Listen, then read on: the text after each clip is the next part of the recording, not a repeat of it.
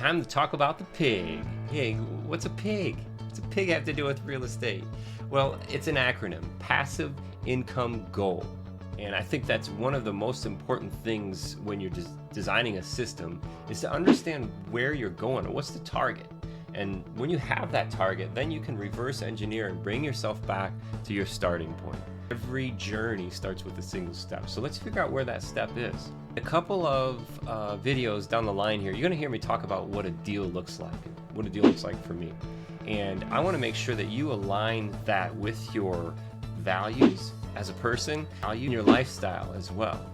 And I hear a lot of times, I want to replace my active income with passive income. So let's start there. If you wanted to replace, say, $120,000 salary, that's a pretty nice salary, right? You could live with that. $100,000 a year to replace your active income. How are we going to do that? What's that mean? How many rentals do I need? Where do I start?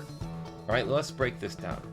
So let's take this $120,000 and I want to break that down to show you how many doors or how many units that's going to take to get there.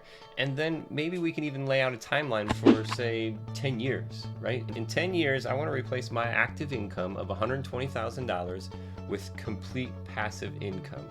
How many doors does it take? What's the strategy? All right, let's go. Take $120,000 and you divide it by your net target per door, right? So my net target per door is at least $200 per door, and I'm looking at for the whole year, that's $2,400. So if I take $120,000 divided by $2,400, that's going to give me the number of units that I need to produce that passive income for the year. So in this example, let's take a look at the calculator. It's 50 units. So if I have $200 a door per month, and I'm shooting for $120,000, I need 50 units. Well, that's great.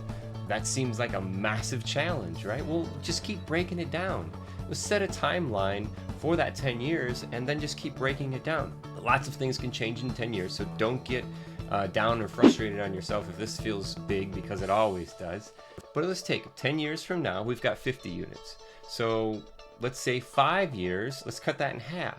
So let's hit 25 units.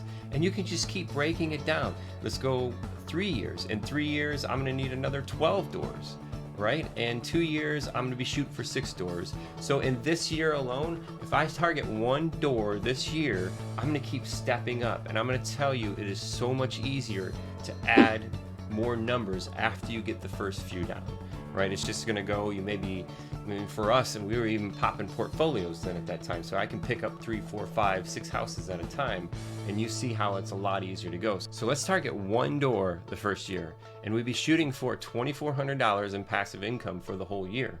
So by year 2, let's target up to 6 doors, and that means, take a look at the calculator, that means we'll be at $14,400 annual passive income for year 2. And let's bump that up to year 3. Year 3, we would be shooting for 12 doors, which means, take a look at the calculator, $28,800 annual passive income in year 3. That's a great target to hit.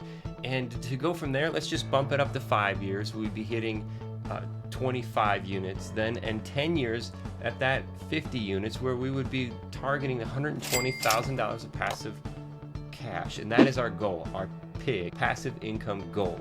Now I know where I'm going, I can break that down, and I can get there a lot easier. I can take my eyes off of that 50 units, off of that 120,000 in passive, and break it back to, what do I need to do this year?